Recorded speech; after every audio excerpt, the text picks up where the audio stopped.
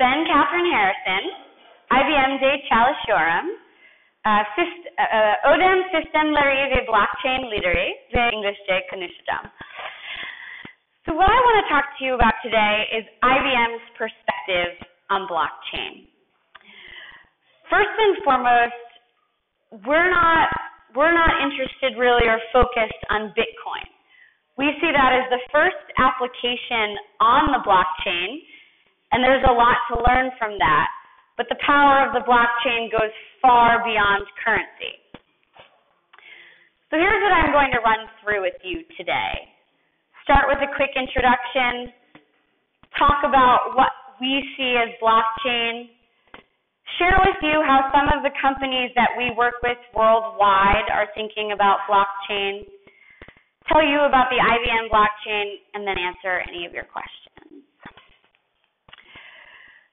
So IBM believes that blockchain is going to fundamentally change the way that every industry does business.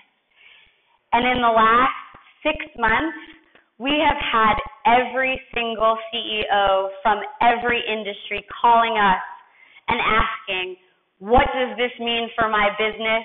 What can I do? Ozan gave us a good overview of the financial sector, but I think what is so interesting is that all of this investment and attention happened in the last 9 months. So this shows that we're just at the beginning, but there's a real need to move with speed. So what is blockchain?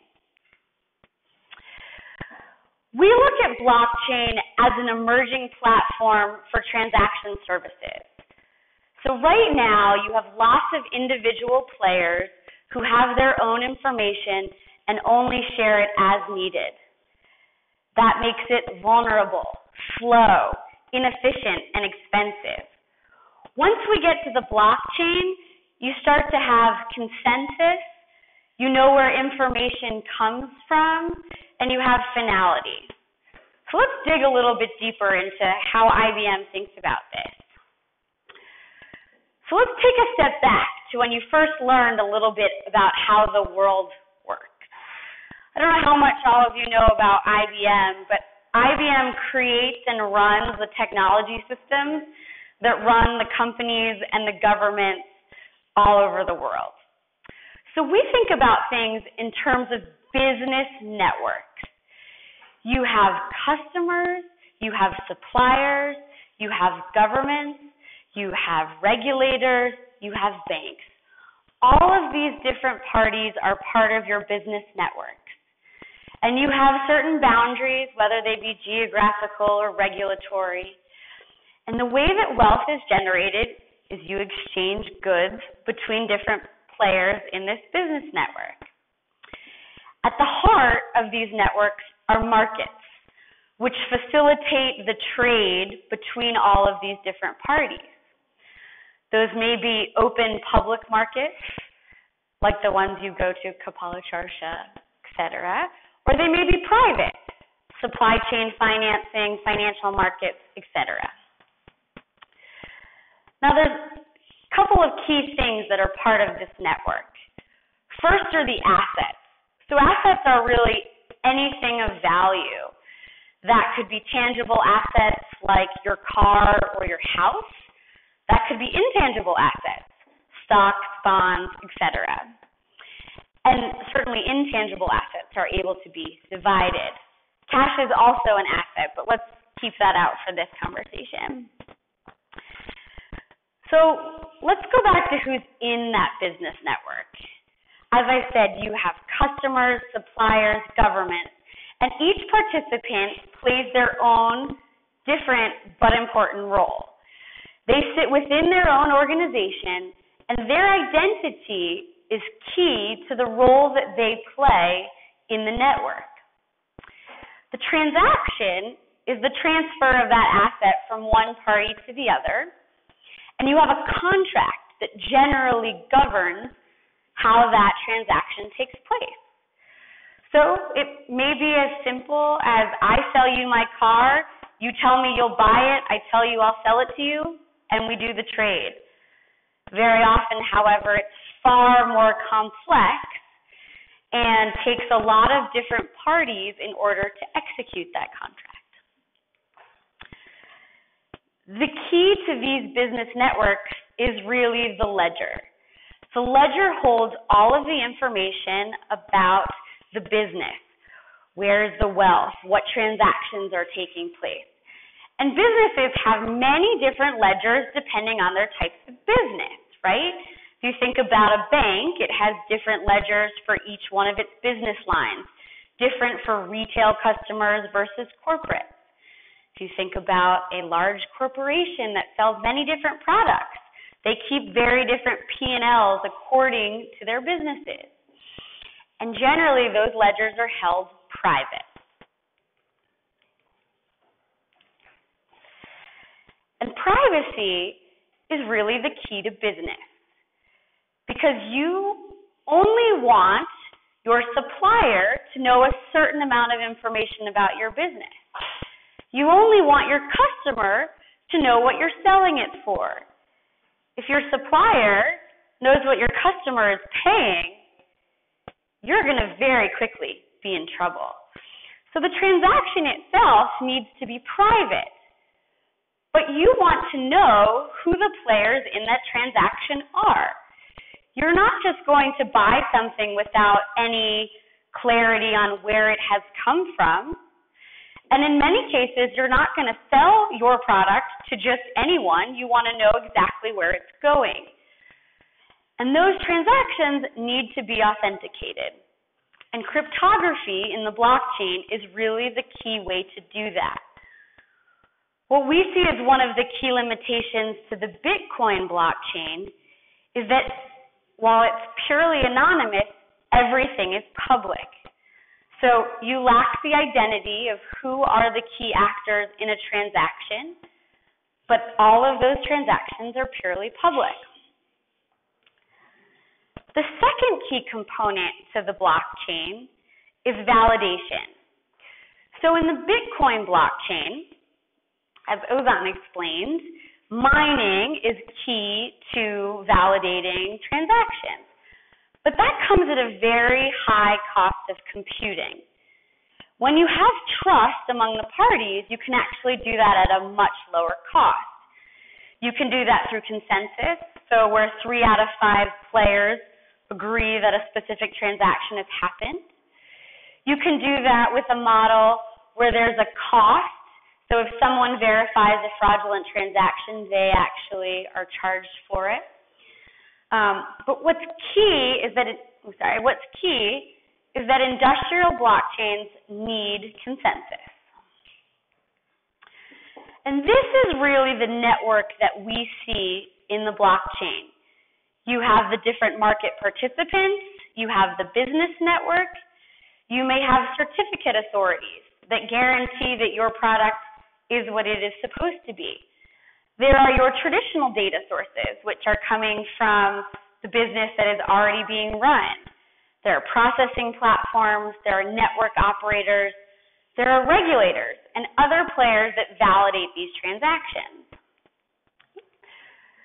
We think a little bit of blockchain as the Uberization of ledgers. So everyone still owns their own ledger, much like Uber drivers may own their own cars. But what they do is they share that information and make it available to the business network.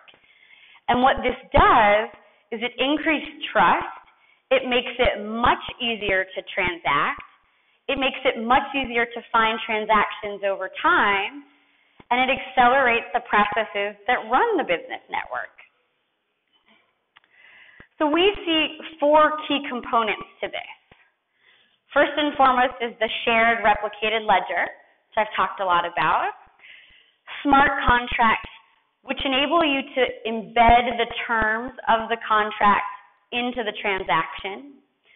Privacy, meaning that only the details which are important for a specific transaction are included. And then finally, validation. So being sure that the transaction that's happening is real. This grows the network. It reduces costs and makes it much more efficient.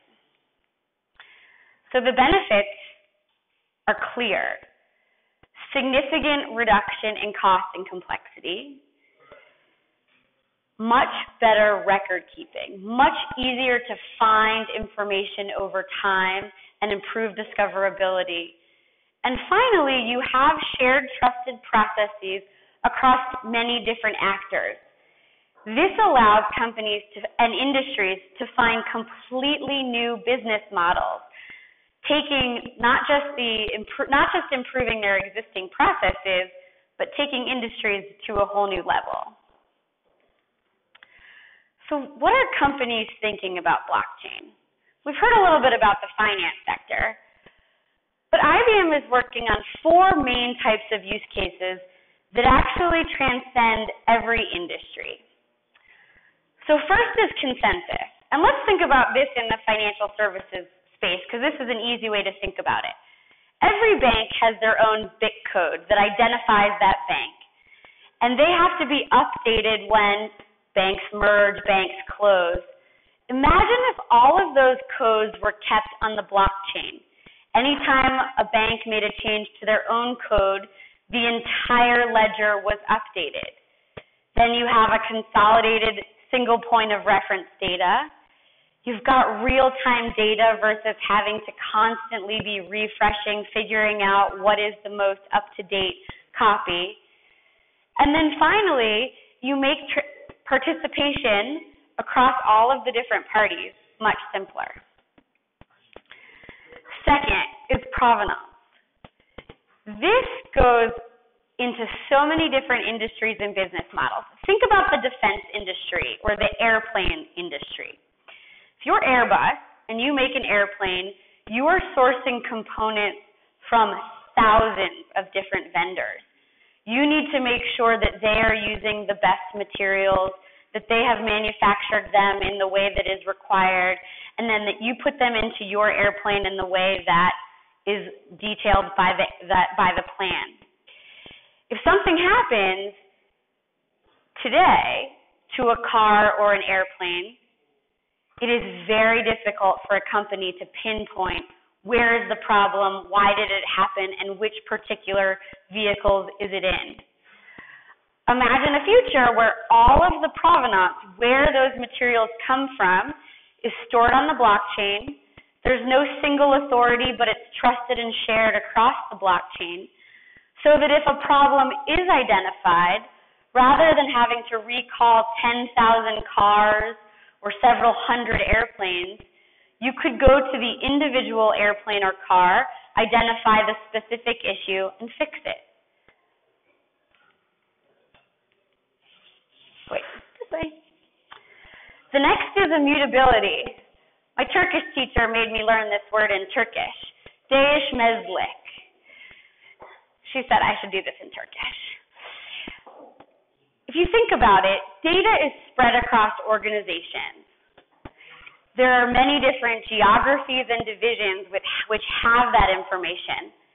And when a regulator calls and says, we need to see all of your records for the last 3 years, trying to pull that data and find it is exceptionally difficult.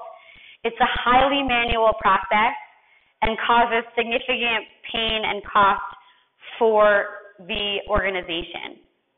So what the blockchain would enable you to do is collect all of that information from various parts of the company or bank and have an immutable link that has every single transaction. That way, when audit or compliance needs to come and find out what happened at a specific point in time, the ability to pinpoint that action is immediate. You reduce the cost of storage of documents, of people to have to go search for specific information, and you make it much easier to take compliance from a reactive state to an active one. The last one is finality. I think this is a great example for small and medium businesses. At this point in time, banks offer very little in terms of letters of credit. They do that because it's a time-intensive process to create.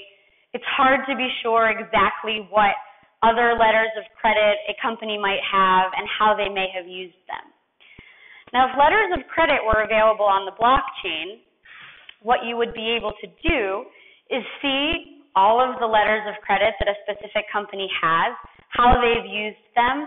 You might be able to see information like their revenue streams, their deals with suppliers, etc., depending. And that would give the opportunity for banks to really grow their small and medium business segments. This would help to power economies and grow entirely new businesses for financial services companies. So what's IBM doing with all of this? So we've heard a little bit about different blockchains. Currently, there are a number of specialized blockchains. You've heard of Ripple, you've heard of Ethereum, there are half a dozen others. They tend to be focused on specific use cases. For example, Ethereum is the gold standard for smart contracts. And that's great. That's fantastic. Every industry is experimenting with blockchains and starting to figure out how this works for them.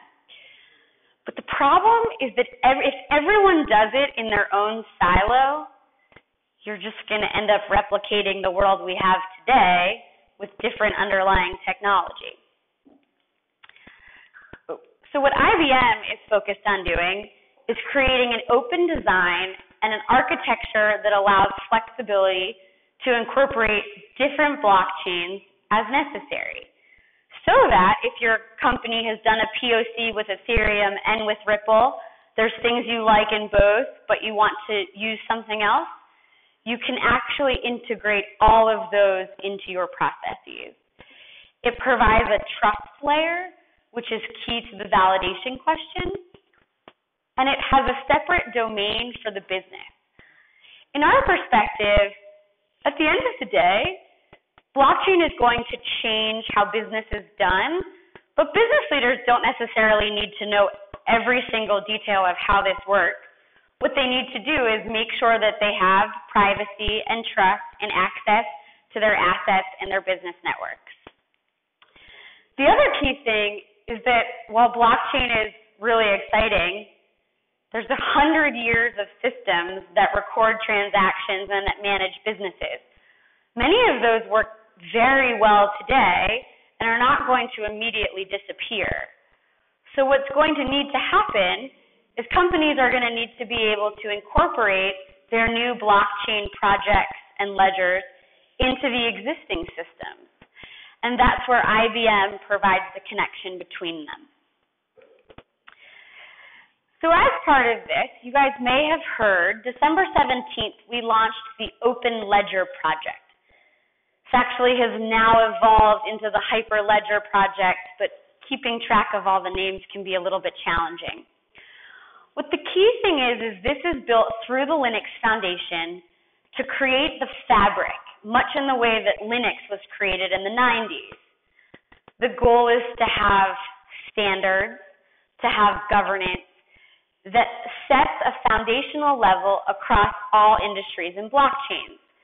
We've donated 44,000 lines of code. We started with 30 partners.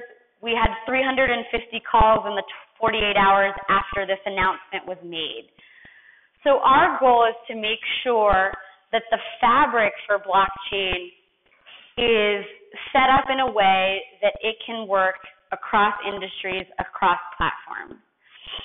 This is really critical. We're sort of in the days before email had a single protocol, when you had lots of different programs, and if you were an AOL user, you could only send it to another AOL user. What's critical is you get that foundation, and then you can start to grow. So you can see some of the companies. We're working with everyone from financial services companies to technology firms. Many of our competitors are actually part of this list because we really think it's critical to get that fabric layer set. So just to give you a sense of what's part of this project, first and foremost, it's the shared ledger. It's really the foundation of the blockchain. So that means the code execution environment, the data structures for the ledger, the consensus framework, the identity services, and how you handle network peers. On top of that is where people will start to differentiate, where they will build value-added services and applications that create entirely new business models and entirely new opportunities for growth. So those specific applications, API libraries, et cetera, all of that is outside the project.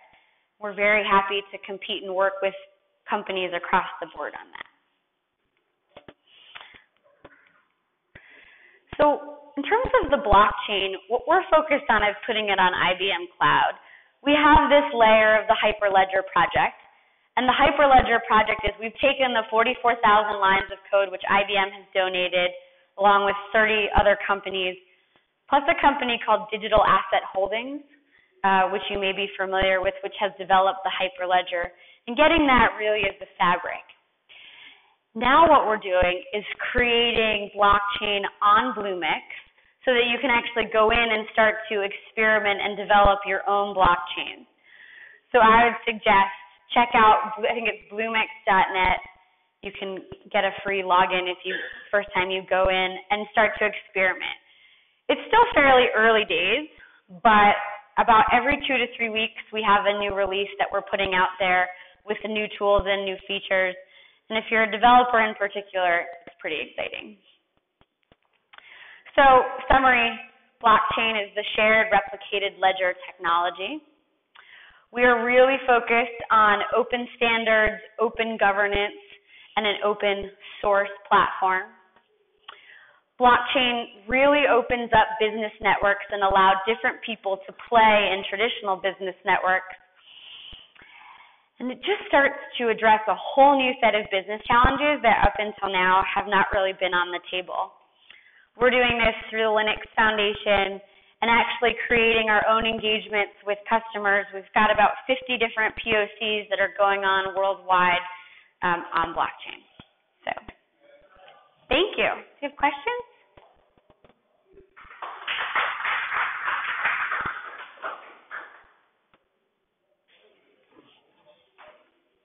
Go ahead. Yeah. I think ledgers are the most important part of this system, and I think they are basically the database. For example, who will manage this ledger system, Oracle or another database system? Because all over the world, same database system should be used to monitor or receive transactions. Well, our view is that you're never going to get one database system for every country, every company, every industry, right? And so that's why we're really focused on open source. Would we like every database to be IBM? Absolutely. Absolutely. Would we like it all to be on IBM Cloud? Absolutely. But this is a key part of the Open Ledger project, is trying to understand how this works across industries, across geographies, so that we get these standards and governance layers right. The databases then can fit into an integrated architecture so that you don't necessarily have to completely change all of your existing infrastructure to move towards blockchain. Does that answer your question? Okay, what type of open database systems are you suggesting to use in this open source database? So, actually, IBM officially is recommending Z on OS because the hash rates are significantly higher and provide much better availability. However, that's what we see as the absolute best. For example, for financial services, where you have incredible regulatory scrutiny, where you have high availability needs, et cetera. In other industries, it may be different platforms that make more sense. So that's why, obviously, we are interested particularly in mainframe because it's probably the key system that has the capability to handle the kind of volumes that you're going to start to see on blockchain. I mean, part of why we're creating an industrial blockchain is because Bitcoin can handle 7 transactions per second and takes 10 minutes to process a transaction end to end. that doesn't work in a corporate world for most interactions. We're starting with some pilots with, for example, the London Stock Exchange, to start with those types of settlements and trading that are very manual, low liquidity, low frequency, to make sure we figure out how those work and then start to scale up. So on the database question, I mean, we'd like to see it all on mainframe, but eventually this is all going to be in the cloud. You're not going to think about necessarily, except for defense, banking, and maybe one or two other industries, exactly what the underlying infrastructure is. You're going to put it on the cloud and go from there. I think that's kind of where we're going. Yeah. Great. Any other questions?